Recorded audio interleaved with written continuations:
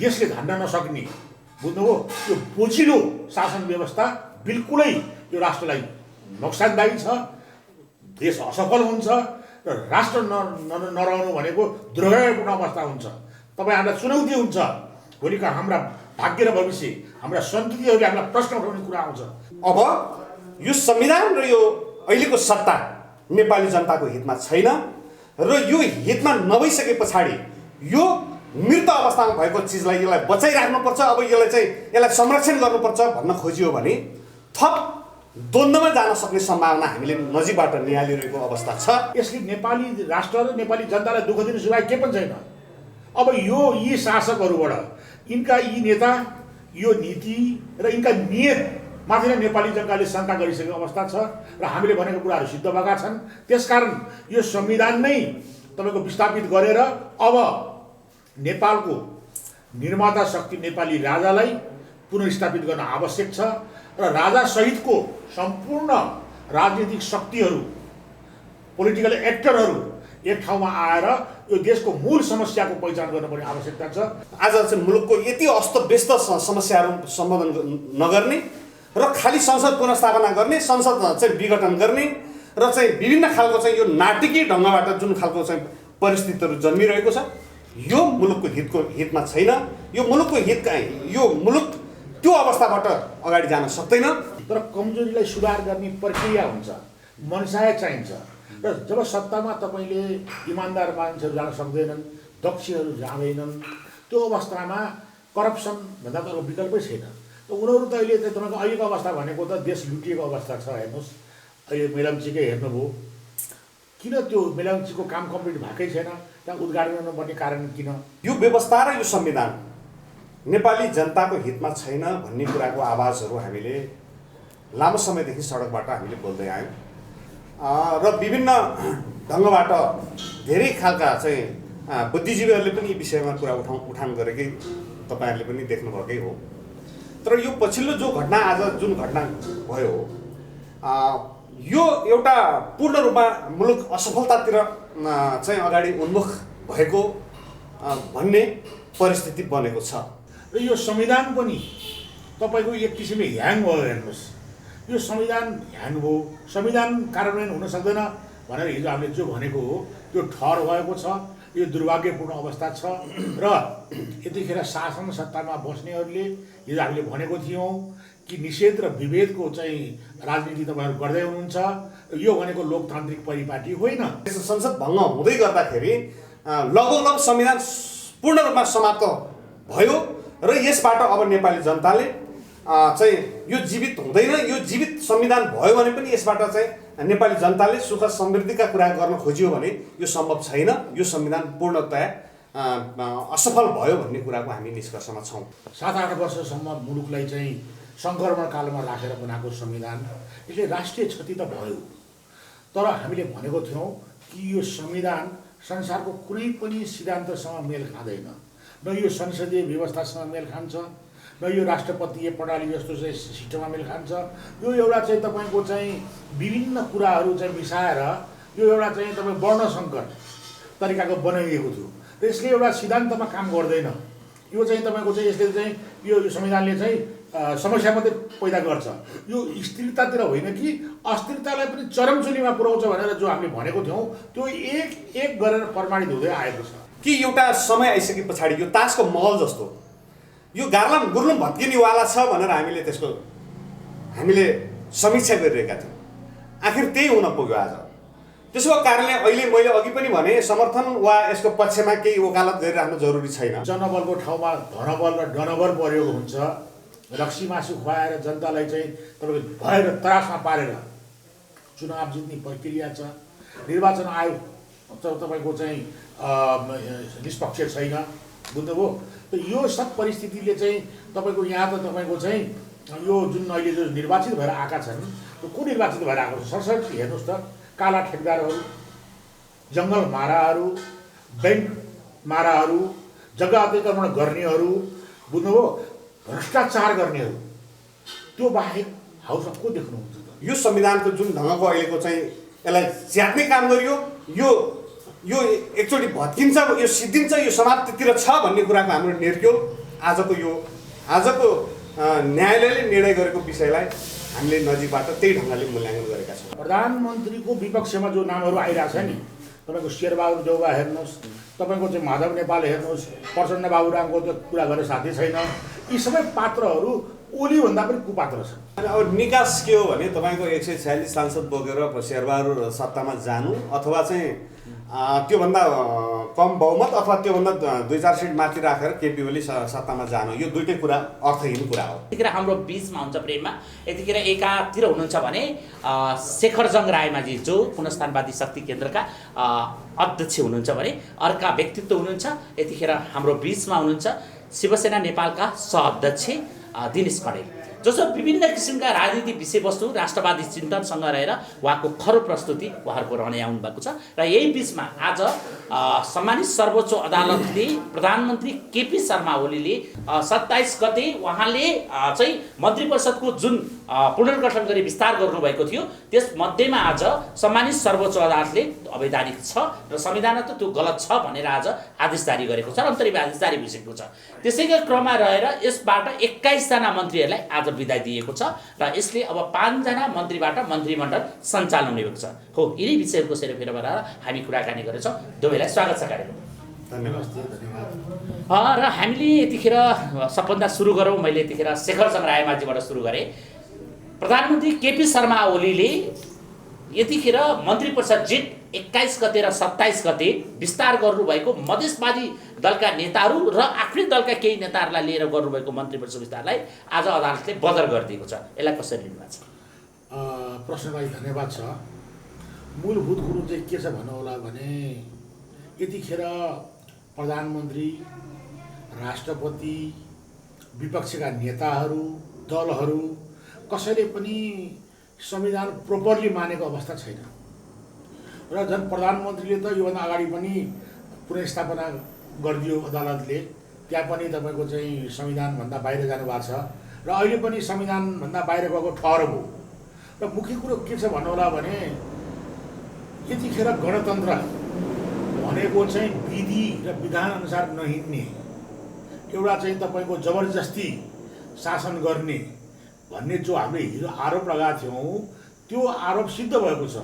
र यो संविधान पनि तपाईँको एक किसिमले ह्याङ भयो। हेर्नुहोस्, यो संविधान ह्याङ भयो, संविधान कार्यान्वयन हुन सक्दैन भनेर हिजो हामीले जो भनेको हो त्यो ठहर भएको छ। यो दुर्भाग्यपूर्ण अवस्था छ र यतिखेर शासन सत्तामा बस्नेहरूले हिजो हामीले भनेको थियौँ कि निषेध र विभेदको चाहिँ राजनीति तपाईँहरू गर्दै हुनुहुन्छ। यो भनेको लोकतान्त्रिक परिपाटी होइन र यो संविधान पनि नेपाल राष्ट्रको पहिचान, यसको इतिहास, यसको तपाईँको संस्कृति, यसका चाहिँ तपाईँको एउटा मौलिकतालाई यसले चाहिँ समात्न सकेको छैन र नेपाली जनताको आवाज, नेपाली जनताको चाहना र भावना यसमा प्रतिबिम्बित छैन भन्ने जो आरोप लगाएका थियौँ त्यो सिद्ध भएको छ। र फेरि एकचोटि तपाईँको चाहिँ शासकहरू असफल भएको अवस्था छ र यसले चाहिँ मुलुकलाई चाहिँ एउटा चाहिँ सङ्कटपूर्ण अवस्थामा पुर्याएको म देख्दछु। जस्तो मैले अब दिनेशतिर जान चाहेँ होइन, सम्मानित सर्वोच्च अदालतको पूर्ण इजलास अर्थात् सम्मान्य प्रधानमन्त्री चोलेन्द्र शमशेर जबरा र माननीय न्यायाधीश प्रकाश कुमार ढुङ्गानाको इजलासले आज आदेश गर्यो जसमा अधिवक्ताहरू दिनेश त्रिपाठी, त्यसै गरी अधिवक्ता राजकुमार सुवाल, अधिवक्ता शालिग्राम सापकोटा र अधिवक्ता सीतादेवी श्रेष्ठले दायर गर्नुभएको जुन रिट थियो र ती रिटमा आज सम्मानित सर्वोच्च अदालतले के भन्यो त भन्दा यस अदालतले 78 साल 2/25/3 को आदेशले अन्तरिम आदेशको छलफललाई पेश हुन आएका प्रस्तुत निवेदनमाथिको छलफल हुँदा विपक्षी नेपाल सरकार अर्थात् सम्मान्य प्रधानमन्त्री, राष्ट्रपति समेतको तर्फबाट सुनवाई हुँदा आजको अवस्थामा के रह्यो भन्दा संविधानको धारा 77(3) ले साबिकै मन्त्री परिषद कार्य सञ्चालन गरिएको किटान गरिरहेको अवस्था भएको हुनाले रुपे मन्त्री परिषद विस्तार गरे वा उहाँले अन्य व्यवस्थापन गर्न सक्ने अधिकार उहाँमा रहेको देखिँदैन भनेर आज अदालतले भन्यो। र अदालतले यतिसम्मको व्यवस्था गर्यो कि यो साबिकको 77(3) ले संविधानको धारा 77(3) ले यो सरकार चाहिँ त्यो परिस्थितिमा पनि होइन, यसले मन्त्री परिषद विस्तार गर्न सक्दैन। अब कुन धाराले मन्त्री परिषद विस्तार गरियो त भन्ने कुरा चाहिँ सर्वोच्चले पाएन भनेर आज भन्यो आदेशमा। संविधानको कुनै धारा नभएको भनेर सर्वोच्चले बोलिरहँदा यसको दृष्टिकोणले गर्दा 78(2)(21) र 78 2/27 प्रधानमन्त्रीको सिफारिस निजको नेतृत्वमा सामान्य राष्ट्रपतिबाटको उपप्रधानमन्त्री मन्त्री राज्य मन्त्रीको थप नियुक्ति संविधान अनुकूल नभई र संविधानको मूल मर्म र भावनाको विरुद्ध देखिँदा यी निवेदकहरूको अन्तिम टुर्नालाई उपरोक्त विधिमा भएको मन्त्री परिषद विस्तारका गरेका प्रतिनिधिसभा विघटन अहिलेसम्मको कायम रहेका उपप्रधानमन्त्री र मन्त्रीहरू राज्य मन्त्रीहरू स्वतः आजकै मितिबाट काम गर्न नगराउनु भन्ने समेत सम्मानित सर्वोच्चको अन्तरिम आदेश जारी भएको अवस्था छ। भनेपछि यसलाई कसरी लिनु भएको छ? यहाँले पूर्ण पाठसहित केही कुरा राख्नु हो, त्यसको लागि धन्यवाद छ। विशेष गरी अहिले हामीले त के भनिरहेका थियौँ भने जेठ 8 गते जसरी संसद विघटन भयो र त्यो विघटनलाई नै हामीले अब पूर्ण रूपमा संविधान ध्वस्त भयो र अब चाहिँ हामीले नयाँ कोर्सबाट नयाँ ढङ्गबाट अगाडि जानुपर्छ भन्ने कुरा हामीले राख्दै आयौँ। त्यो के थियो त भन्दा यो व्यवस्था र यो संविधान नेपाली जनताको हितमा छैन भन्ने कुराको आवाजहरू हामीले लामो समयदेखि सडकबाट हामीले बोल्दै आयौँ र विभिन्न ढङ्गबाट धेरै खालका चाहिँ बुद्धिजीवीहरूले पनि यी विषयमा कुरा उठान गरेकै तपाईँहरूले पनि देख्नुभएकै हो। तर यो पछिल्लो जो घटना आज जुन घटना भयो यो एउटा पूर्ण रूपमा मुलुक असफलतातिर चाहिँ अगाडि उन्मुख भएको भन्ने परिस्थिति बनेको छ र परिस्थिति चाहिँ सही ढङ्गले शासकहरूले सही ढङ्गले यसलाई व्यवस्थापन गर्न नसकेको भन्ने कुराको हामी निष्कर्षमा छौँ। त्यसले गर्दाखेरि अहिले यो अवस्थालाई हामी वा समर्थन वा चाहिँ यसको चाहिँ विपक्षमा हामीले केही राय राख्नुपर्ने जरुरी ठान्दैनौँ। हामी कि जेठ 8 गतेलाई नै हामीले यो चाहिँ त्यसै दिन संसद पुनर्गठन के अरे संसद भङ्ग हुँदै गर्दाखेरि लगभग संविधान पूर्ण रूपमा समाप्त भयो र यसबाट अब नेपाली जनताले चाहिँ यो जीवित हुँदैन, यो जीवित संविधान भयो भने पनि यसबाट चाहिँ नेपाली जनताले सुख समृद्धिका कुरा गर्न खोजियो भने यो सम्भव छैन। यो संविधान पूर्णतया असफल भयो भन्ने कुराको हामी निष्कर्षमा छौँ आजको। भनेपछि यहाँनिर एउटा कुरा के महत्त्वपूर्ण आयो भने नेपालको संविधानको धारा 76 को तिर अनुसारको प्रधानमन्त्री नियुक्त हुनुभयो। संविधानको धारा 76 को 4 को परिवेशमै प्रवेश नगरिकन उहाँले संविधानको 76 को 5 मा गएर मलाई चाहिँ अब मेरो श्रीमती गर्भिणी हुनुभयो, अब मेरो गर्भिणी भएको श्रीमतीको छोरो हुन्छ या छोरी हुन्छ भन्ने कुरा निर्कुलै नभइकन उहाँले निर्णय गर्न पुग्नुभयो। राष्ट्रपतिले हतार मध्यरातमा जुन बाटो समातेर उहाँले, हामी त भाग्यमानी पनि मान्नुपर्छ है, 24 घण्टा अब राष्ट्रपति कार्यालय खुल्ली रहेछ, त्यसैले उहाँले त्यसलाई सदर गरिदिनु भयो। यदाकदा के भन्नेको सुन्यो, अघि हामीले एउटा शब्द सापटी लियौँ भन्दा उहाँ के आयो भने निर्णय र निवेदन चाहिँ एकैचोटि टाइप हुन्छ कि भन्ने कुरा पनि उठ्यो अहिले, होइन? त्यसैले त्यस्ता किसिमको परिपाटी बनेर आज परिवेश त आयो। तर यही परिवेशमा संविधानको धारा 76 को 6 र 7 लाई टेकेर जस्तो किसिमको संसदको विघटन यहाँले जेठ 8 गतिलाई कोड गरिराख्नु भएको छ भनेपछि तपाईहरू राष्ट्रवादी वा चाहिँ पुनरुत्थानवादीहरू अर्थात् राजावादीहरू, तपाईहरूको दृष्टिकोणमा चाहिँ सही हो या गलत के भन्नुहुन्छ? धन्यवाद। जुन प्रक्रियाबाट चाहिँ संसद विघटन त्यसपछि पुनर्गठन फेरि त्यसबाट तपाईँको जुन 21 र 27 गतिको जुन निर्णय छ त्यो निर्णय चाहिँ त्यो पनि त्यति सार्थक छैन भन्ने कुरामा हामी निष्कर्षमा थियौँ कि एउटा समय आइसके पछाडि यो तासको महल जस्तो यो गार्लाम गुर्लुम भत्किनेवाला छ भनेर हामीले समीक्षा गरिरहेका थियौँ। आखिर त्यही हुन पुग्यो आज। त्यसको कारणले अहिले मैले अघि पनि भने समर्थन वा यसको पक्षमा केही वकालत गरिराख्नु जरुरी छैन। मैले यो संविधान अघि 8 गते भनियो, 8 गते जब यो ध्वस्त हुँदै थियो र त्यसपछि चाहिँ जिनतिन यसलाई सास भरेर यसलाई चाहिँ अगाडि बढाउने जुन खालको प्रयत्न गरियो त्यो पनि आज यो समाप्तितिर अगाडि बढेको छ। त्यसकारण यो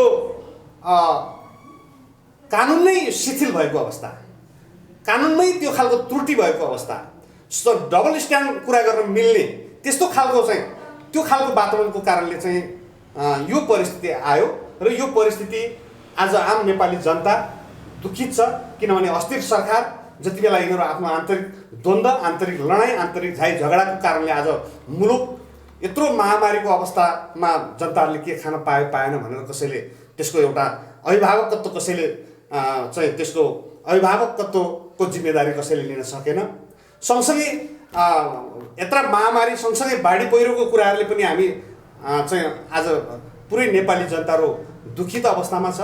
अनि यिनीहरूको सधैँभरिको यो सधैँभरिको लडाइँ यो सम्पूर्ण रूपमा चाहिँ यो गलत छ भन्ने कुराको आम नेपालीहरूको पनि त्यो भर्सन हामीले देखिरहेका छौँ र हामीले सुनिरहेका छौँ र हामी पनि अहिलेको जुन अवस्था छ यो अवस्थालाई हामी यो संविधानको जुन ढङ्गको अहिलेको चाहिँ यसलाई च्यात्ने काम गरियो यो एकचोटि भत्किन्छ यो सिद्धिन्छ यो समाप्तितिर छ भन्ने कुराको हाम्रो निर्क्यो आजको न्यायालयले निर्णय गरेको विषयलाई हामीले नजिकबाट त्यही ढङ्गले मूल्याङ्कन गरेका छौँ। होइन त्यस्तै यहाँले भनेपछि म शेखर राईतिर जान चाहेँ। यतिखेर जस्तो प्रधानमन्त्री केपी शर्मा ओलीको सरकारमा मधेसवादी पार्टीहरू सरकारबाट दौडादौड मच्कियो होइन।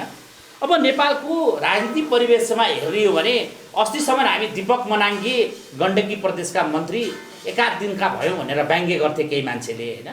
भनेपछि त अहिले सङ्घीय सरकारका मन्त्रीहरू पनि 13 दिनका अनुहार देख्न पुगेनन् होइन, क्रिया बसेको पनि होइन भन्छन् नि यतिखेर होइन।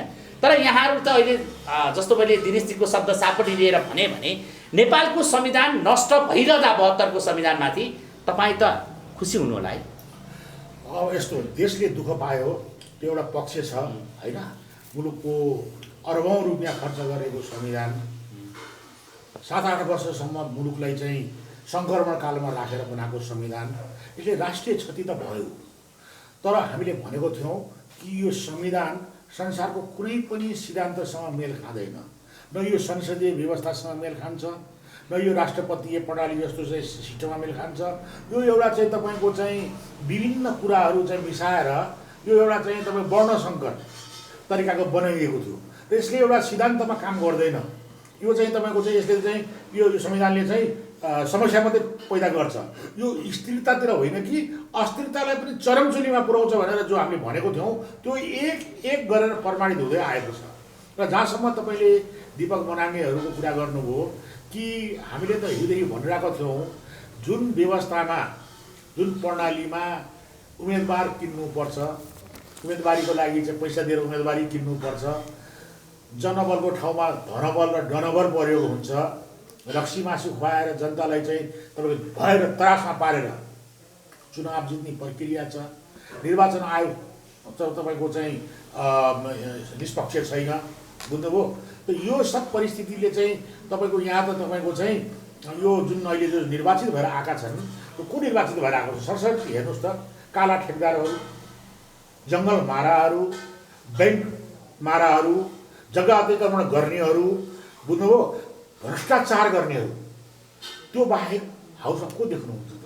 भनेपछि मैले अलिकति काट्न चाहेँ क्या, सुशासनका कुरा गर्नुहुन्छ, थाक्नुहुन्न है। भनेपछि विगतमा पनि त कमजोरी थिए होला नि है। होइन यस्तो हो, 100% राम्रो त कहीँ पनि हुँदैन, जरुर केही कमजोरी थियो होला। तर कमजोरीलाई सुधार गर्ने प्रक्रिया हुन्छ, मनसाय चाहिन्छ। र जब सत्तामा तपाईँले इमान्दार मान्छेहरू जान सक्दैनन्, दक्षहरू जाँदैनन्, त्यो अवस्थामा करप्सन भन्दा त विकल्पै छैन। त उनीहरू त अहिले चाहिँ तपाईँको अहिलेको अवस्था भनेको त देश लुटिएको अवस्था छ। हेर्नुहोस् अहिले मेलम्चीकै हेर्नुभयो, किन त्यो मेलम्चीको काम कम्प्लिट भएकै छैन, त्यहाँ उद्घाटन गर्नुपर्ने कारण किन होइन। अर्को कुरो मेलम्चीमा त्यो लार्केको पानीहरू सारा पानीहरू आउने व्यवस्था थियो, त्यसको चाहिँ मुखमा व्यवस्था नगरिकन हतार उद्घाटन गर्नको लागि दुनियाँलाई देखाउनको लागि चाहिँ तपाईँको त्यत्रो काम चाहिँ गर्नाले आज चाहिँ अर्बौँ रुपियाँको क्षति भएको छ। हेर्नुहोस् 30 वर्ष लगाएर 30 अरब खर्च गरेर बनाएको मेलम्चीमा अझै अर्बौँ रुपियाँ चाहिँ तपाईँको खर्च नगरिकन वर्षौँ पानी नआउने अवस्था छ। कसरी? अब तपाईँको चाहिँ 18 किलोमिटरको त रोडै तपाईँको चाहिँ सिद्धियो, हेर्नुहोस् है। अर्को कुरो तपाईँको त्यसका जति पनि जुन तपाईँको चाहिँ ऊहरू छन् त्यो सबैहरू त भत्काएर लगिसक्यो।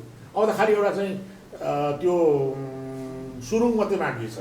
त्यो सुरुङको पनि अवस्था चाहिँ के छ भन्नु होला भने त्यो सुरुङ पनि अब थोरै पानी हाले हुनाले चलिरहेको छ।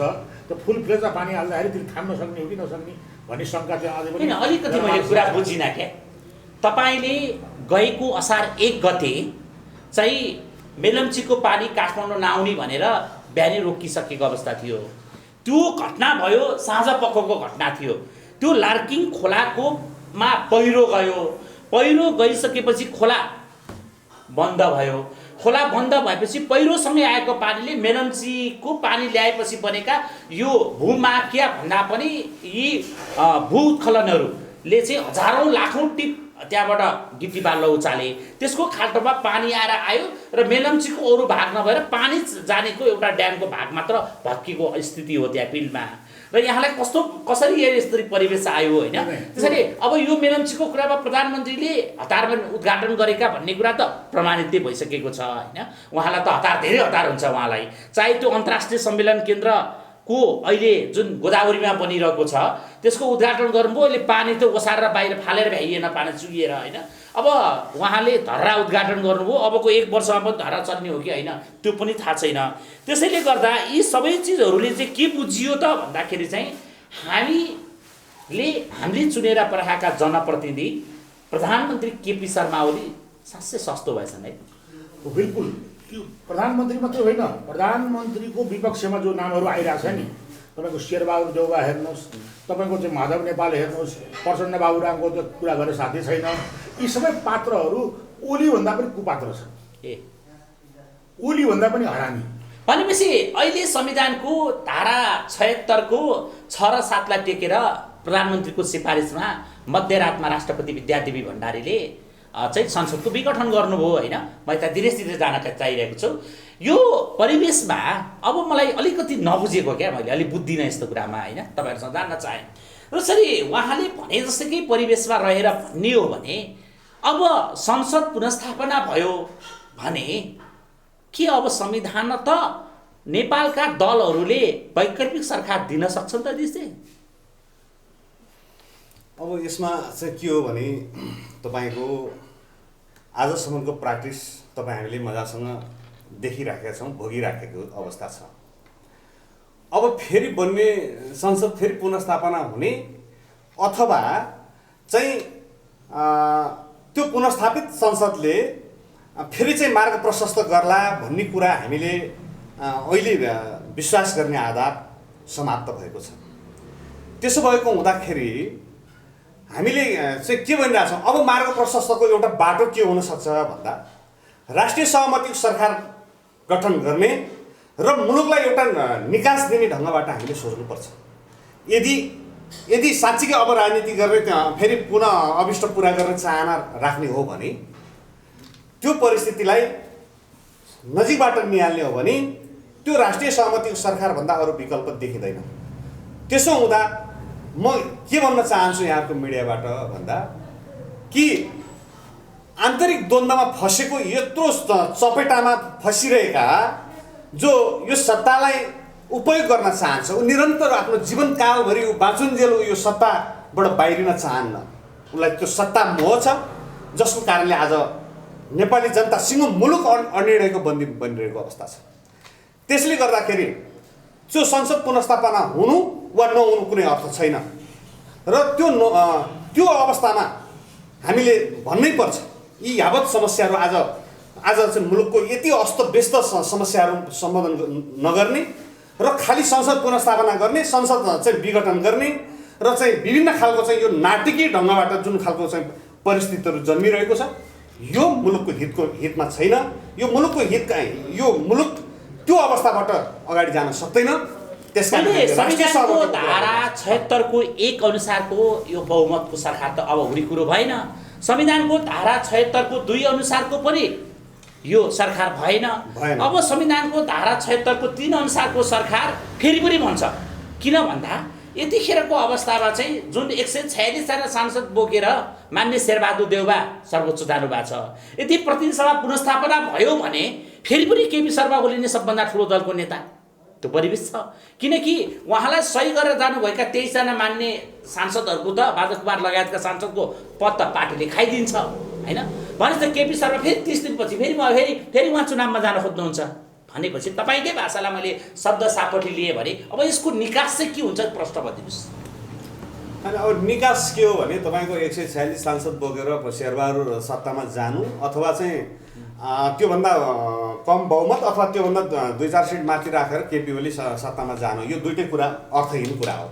यो आवश्यकताभन्दा बाहिरको कुरा हो। किनभने यो अहिले मैले भने कि यो जुन खालको यो बहुरूपी चरित्रहरू देखिरहेको छ, यसले समाजलाई त्यस्तो खालको चाहिँ उहाँहरूप्रतिको सिम्प्याथिक राख्नुपर्छ भन्ने ढङ्गबाट अहिले नेपाली जनताले बुझिरहेको परिस्थिति छैन। हामी जनताको पक्षमा छौँ। हामीले चाहिँ निकासको कुरा गर्ने हो भने अहिले तपाईँको कागलाई बेल पायो हर्षण बिस्मत, चाहे त्यो चाहिँ तपाईँको चाहिँ शेरबहादुर प्रधानमन्त्री बनोस्, चाहे चाहिँ तपाईँ केपी ओली प्रधानमन्त्री बनुन्, चाहे यहाँबाट निकास छैन। भनेपछि मैले अब यतातिर जोडिएँ, हामी अन्तिममा पनि छौँ होइन, र यो परिस्थिति बनिरहँदा यतिखेर निकास आउँदैन भन्ने कुरामा त लगभग जोड रह्यो होइन। भनेपछि तपाईँले अघि पनि एउटा कुरा उठाउनु भएको थियो क्या, दिनेशजीबाट मैले अलिकति यता जोडेँ, उहाँले उठाउनु भयो राष्ट्रिय सरकारको कुरा। तर अधिवक्ता सीतादेवी श्रेष्ठले सम्मानित अदालतमा एउटा मुद्दा लगेर राख्नुभएको छ, त्यो मुद्दाको टुङ्गिएको छैन, दर्ता हुने या नहुने, दरपिट हुने के भन्ने निर्णय आएको छैन होइन। अनि उहाँले भन्नुभएको छ, त्यहाँ के भन्नुभएको छ त भन्दा सीतादेवीले चाहिँ यो वर्तमान परिवेशमा दिनेशजीकै कुरासँग उहाँ पनि पुग्नु भएको छ। भनेपछि हिजो खिलराज रिग्मीले जस्तो एउटा राष्ट्रिय सहमतिको सरकार बनेको थियो, एउटा स्वतन्त्र मान्छे कोही ल्याउँ, रामेश साहब अथवा हरिबहादुर कृष्णबहादुर गोपालबहादुर जोलाई ल्याउनुपर्छ ल्याउँ, तर त्यस्तो सरकार बनाएर निर्वाचन गरेर जान सक्ने परिवेश बन्छ कि भन्ने कुरा पनि अदालतमा प्रश्न उठ्न लागिसकेको हुनाले भनेपछि शेखरजी के यस्तो सरकारको अवधारणाले अब देश निकास पाउला? होइन, अब यिनीहरूले त अनेक किसिमले यसलाई लम्ब्याउने प्रयास गर्ने सिलसिलामा आएका हो यो कुराहरू। सतीदेवीको लास जस्तो यो संविधान जसरी हरेक दिन सतीदेवीको लासबाट अङ्ग अङ्ग पतन हुन्थ्यो नि, त्यसरी यसका धाराहरू धुजा पारेका छन्, छतविछत पारेका छन्। बुझ्नुभयो? संविधानै निकम्मा छ, यो संविधानबाट समाधान छैन। त्यसकारण जति पनि यो कामहरू क्रियाकलाप भएको छ, यसले नेपाली राष्ट्र र नेपाली जनतालाई दुःख दिनु सिवाय के पनि छैन। अब यी शासकहरूबाट यिनका यी नेता, यो नीति र यिनका नियत माथि नै नेपाली जनताले शङ्का गरिसकेको अवस्था छ र हामीले भनेको कुराहरू सिद्ध भएका छन्। त्यसकारण यो संविधान नै तपाईँको विस्थापित गरेर अब नेपालको निर्माता शक्ति नेपाली राजालाई पुनर्स्थापित गर्न आवश्यक छ र राजा सहितको सम्पूर्ण राजनीतिक शक्तिहरू, पोलिटिकल एक्टरहरू एक ठाउँमा आएर यो देशको मूल समस्याको पहिचान गर्नुपर्ने आवश्यकता छ र कृत्रिम पहिचान गर्ने, जनतालाई सबै भुल्याउने। अब तपाईँको चाहिँ एउटा चाहिँ के हुन्छ भन्नुहोला भने कुनै पनि चिजको पनि एउटा चाहिँ समय हुन्छ। अब नेपाली जनताले अब धैर्य छैन, अब सहन सक्ने अवस्था छैन। त्यसकारण मेरो चाहिँ प्रधानमन्त्रीलाई पनि र सम्पूर्ण पोलिटिकल चाहिँ पक्ष विपक्षी सदनमा भएका नभएका सबैलाई मेरो भनाइ के छ भने अब देशले धान्न सक्दैन। अब सर्वपक्षीय सम्मेलन गरेर अब अगाडि नेपाल राष्ट्रको मौलिकतासँग मेल खाने राजासहितको प्रजातन्त्र, जसमा नागरिक स्वतन्त्रताको ग्यारेन्टी हुनुपर्छ र नागरिक जीवन रक्षा पहिलो प्राथमिकता पर्नुपर्छ र देशले धान्न नसक्ने, बुझ्नुभयो, यो बोझिलो शासन व्यवस्था बिल्कुलै यो राष्ट्रलाई नोक्सानदायी छ, देश असफल हुन्छ र राष्ट्र नरहनु भनेको दुर्भाग्यपूर्ण अवस्था हुन्छ। तपाईँहरूलाई चुनौती हुन्छ, भोलिका हाम्रा भाग्य र भविष्य, हाम्रा सन्ततिहरूले हामीलाई प्रश्न उठाउने कुरा आउँछ। त्यस कारण हिजो हाम्रा पुर्खाले बनाएको यो मुलुक, त्यसले गर्दा तपाईँ हाम्रो सबैको दायित्व छ। तपाईँ पत्रकार साथीहरू, सम्पूर्ण राजनीतिक शक्तिहरूलाई म एकैचोटि अब यसलाई चाहिँ हटाएर अब सर्वपक्षीय सम्मेलन गरेर तपाईँको एउटा चाहिँ मेरो मित्र दिनेशले भने जस्तो एउटा राष्ट्रिय सरकार, बुझ्नु, सबैजना राखेर गरेर यो देशको मूल समस्यालाई पहिचान गरेर अगाडि बढ्नुपर्ने आजको आवश्यकता हो। यही विषय मैले यतिखेर दिनेशजीलाई जोडेँ, विकल्प के र तपाईँ अन्तिममा हुनुहुन्छ, भनिदिनुहोस् के भन्नुहुन्छ तपाईँ? अब विकल्प अघि शेखर दाइले केही कुरा राखिसक्नु भएको छ।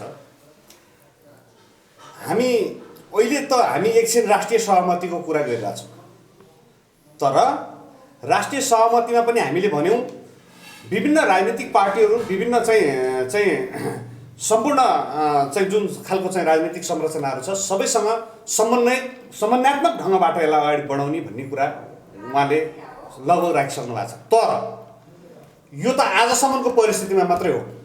यदि त्यो परिस्थितिबाट पनि अनिर्णयको ढङ्गबाट, अनिर्णित ढङ्गबाट यो अगाडि बढ्न चाह्यो भने यो अझै कोर्स फरक ढङ्गले अगाडि बढ्छ।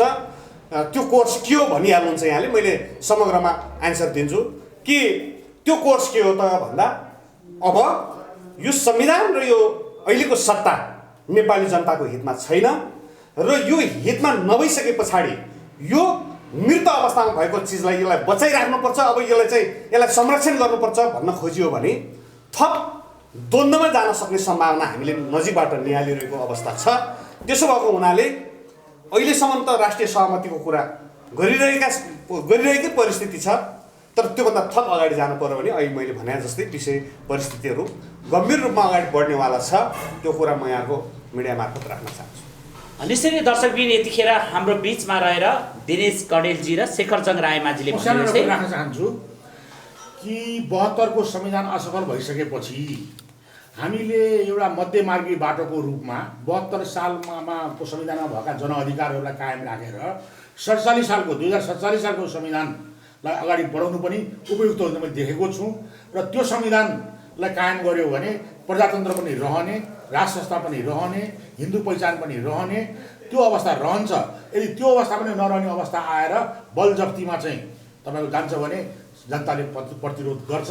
त्यो प्रतिरोध चाहिँ हिंसात्मक। ठिक छ, यो कुरा यहाँले राखिसक्नु भएको छ। यहाँले भने जस्तै दर्शकबिन हामीले यतिखेर शेखरचन्द्र रायमाझी र दिनेश कणेलजीको भनाइहरू यहाँहरूको बिचमा राख्यौँ र उहाँले भने जस्तै नेपालमा यदि प्रतिक्रान्ति आयो भने कहीँ बाँकी रहँदैनन् र शान्तिपूर्ण ढङ्गले समाधानको बाटो गरेर यो संसदबाट अब कुनै पनि बोकाको मासु बेच्न कुकुरको मासु लगेर बोकाका मासु भनेर बेच्ने जुन परिपाटी बन्दै थियो त्यसको अन्त्य हुनुपर्छ र यो संविधान सबै गरेर राजासहितको बाटो लिएर यसलाई गोलमेज सम्मेलनका माध्यमबाट निकास दिनुपर्छ र भन्ने कुरा आयो। र अर्को 47 सालको संविधानलाई पुनर्स्थापनाका कुराहरू आए। हुन त बागमतीमा धेरै पानी बगेका भन्नेहरू पनि तर्कहरू छन्। यी सबै तर्कहरूसँग तपाईँहरूको बिचमा राख्दै आजको लागि दुवैलाई हामी हार्दिक धन्यवाद दिन चाहन्छौँ। यहाँलाई धन्यवाद।